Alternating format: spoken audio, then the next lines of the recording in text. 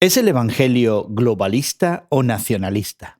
En la tradición cristiana existe una tensión entre la nación elegida, con esos privilegios especiales, y la responsabilidad de esa nación de ser bendición al resto del mundo. Conversamos sobre lo global y lo nacional entre amigos.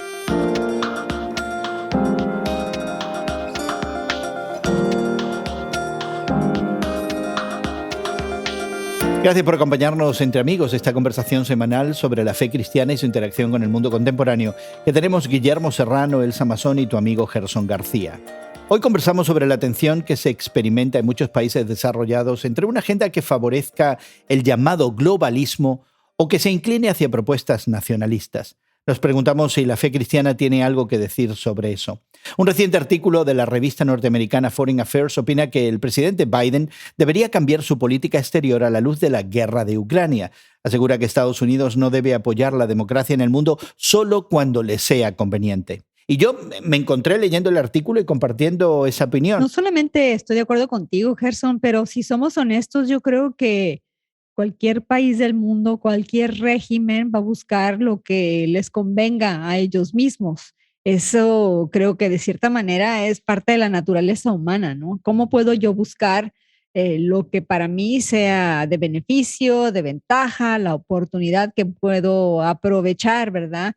Cuando se terminó la Segunda Guerra Mundial y se firmaron los armisticios, ¿verdad?, de las naciones derrotadas con las naciones victoriosas, una de las muchas decisiones que tomaron las fuerzas aliadas, las fuerzas ganadoras, fue, por ejemplo, la de dividirse la ciudad de Berlín en Alemania. Y ese fue un pacto de conveniencia entre los aliados. Y yo creo que los Estados Unidos y otras naciones que salieron ganadoras a partir de la Segunda Guerra Mundial reafirmaron esas políticas, ¿no? Y de cierta manera con esa sartén por el mango, ¿no? Con la conveniencia, como le dices tú. Pero desde el punto de vista no solamente económico, pero ahora desde un punto de vista de la geopolítica, es decir, de las zonas de influencia, a mí me da la impresión que Estados Unidos ha cometido un grave error al irse retirando de varios escenarios, plataformas mundiales y no ejercer algún grado de influencia, digamos,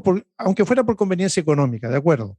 Pero en donde el peso, yo diría, militar, geopolítico de Estados Unidos era bastante grande.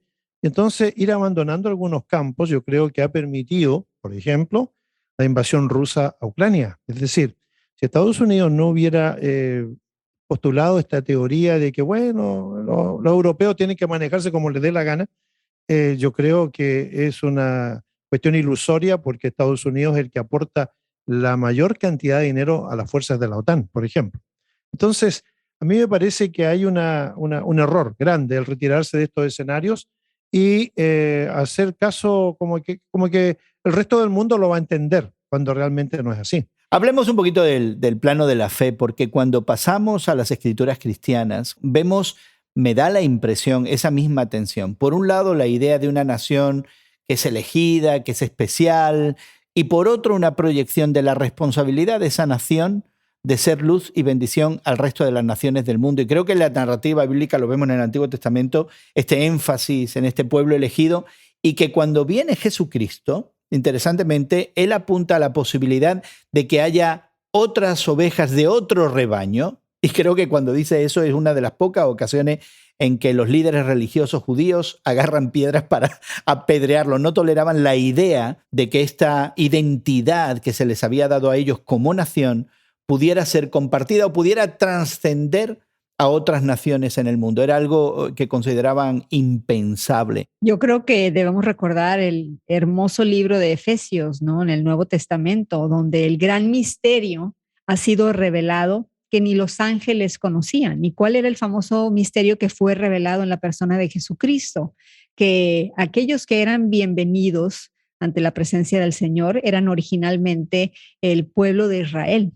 Y sin embargo, en la persona de Jesús, cuando Él muere en la cruz, cuando la cortina del famoso templo se rasga, indicando que ahora la bienvenida era para todos, para los gentiles, es decir, personas de otros pueblos que no eran necesariamente judíos, ¿no?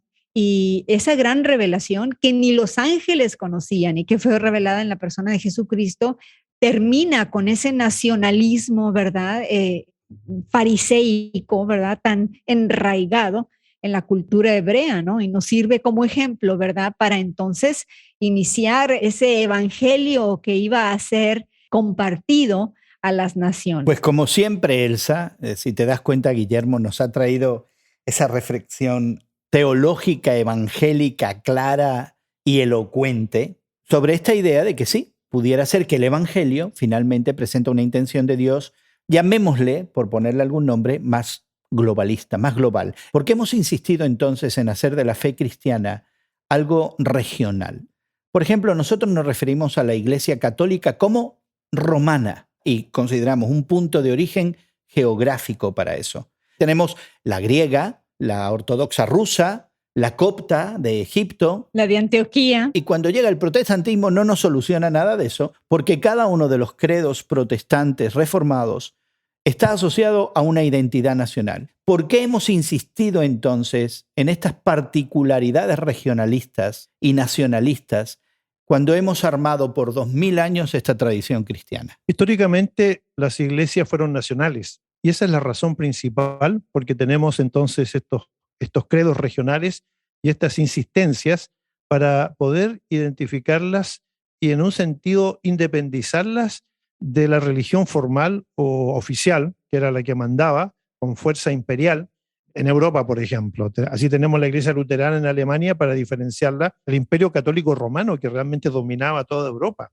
Y así surgen las confesiones como confesiones de Westminster en Escocia y en Inglaterra, y surgen también los grandes teólogos de la época de la Reforma, cuyo énfasis principal era diferenciarse de Roma, que se consideraba la Gran Babilonia, se consideraba la religión que se imponía por la fuerza. Esa era la realidad.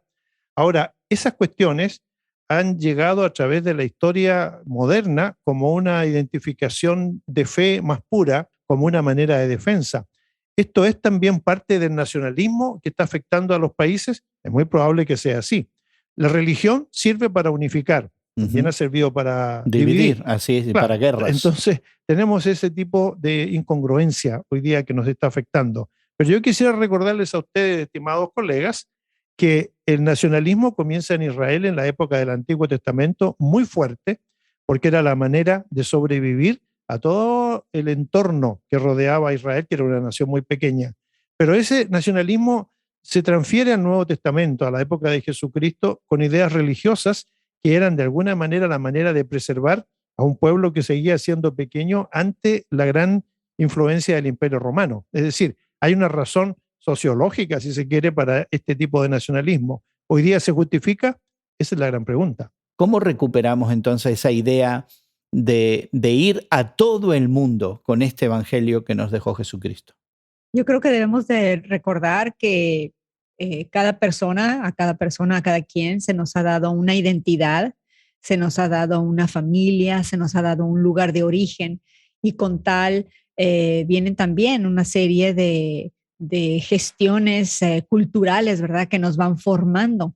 Y eso no deja de ser parte de nosotros al abrazar el evangelio. El evangelio es individualista, pero también el evangelio es grupal, es comunal. El evangelio puede ser, de cierta manera, regionalista, localista, ¿verdad? ¿Por qué? Porque también Pablo, al empezar a formar la iglesia, a estructurarla como tal, empezó a invitar a personas a que se reunieran en diferentes hogares a compartir el pan y estudiar las escrituras. Y de cierta manera así empezaron los localismos, ¿verdad? Por esas iglesitas, ¿verdad? Que existían en diferentes hogares de personas cristianas con posibilidades de recibir a otras personas igualmente deseosas de aprender de los apóstoles, de los discípulos. Entonces, los orígenes de nuestra religión cristiana como tal tienen mucho de localismo, de individualismo, de comunalismo, pero al mismo tiempo el evangelio es pluralista y es globalista, pero cuando ponemos nuestra identidad, nuestra etnia, nuestra raza, nuestro nacionalismo por encima, ¿verdad?, de lo que es el evangelio en sí, Entonces, debemos de recordar que el evangelio debe ser distribuido libremente, puramente, y en lo que más podemos, ¿verdad? Liberarlo de esas ataduras étnicas y culturales, ¿no? Yo creo que no podemos deshacernos de uno y abrazar el otro. Si fuéramos totalmente globalistas, entonces, pues, ¿qué quedaría de nuestra identidad? ¿Seríamos todos, qué, iguales? Eso es imposible, ¿no? Ya me da la impresión que lo que estamos hablando no es la pérdida de una identidad étnica, pero es la equiparación de mi identidad étnica como mi identidad cristiana. Es decir, por ser norteamericano, por ser chileno, por ser mexicano, por ser español, de pronto aquí hay un elemento que constituye, es constituyente de mi identidad cristiana. Y yo, sinceramente, Elsa, no veo eso por ningún lado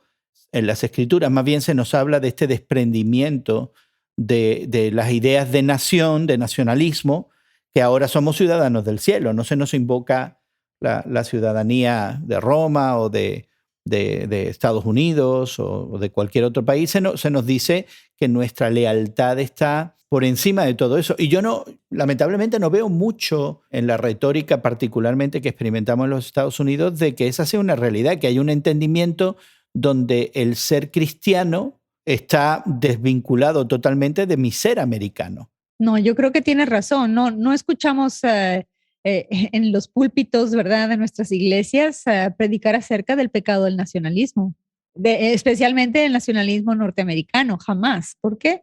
No se, para empezar, no se considera un pecado, una afrenta a Dios, ¿verdad? Es al contrario, se considera como parte de, como dices tú. Es una virtud. En mi entendimiento de William Bennett, que escribe un libro bastante denso sobre las virtudes, anteponiéndolas a los pecados, él habla de cuestiones que son muy naturales en el ser humano y que también pueden ser un don, como es la lealtad, por ejemplo, o como puede ser también la idea de emprender, ¿no? De ser una persona que emprende cosas, no como ambición, pero él lo pone en un ropaje cristiano, aunque realmente en el fondo él está queriendo insistir en aquellas características que él ve en la sociedad del momento. Eso me parece a mí que es lo esencial de su libro.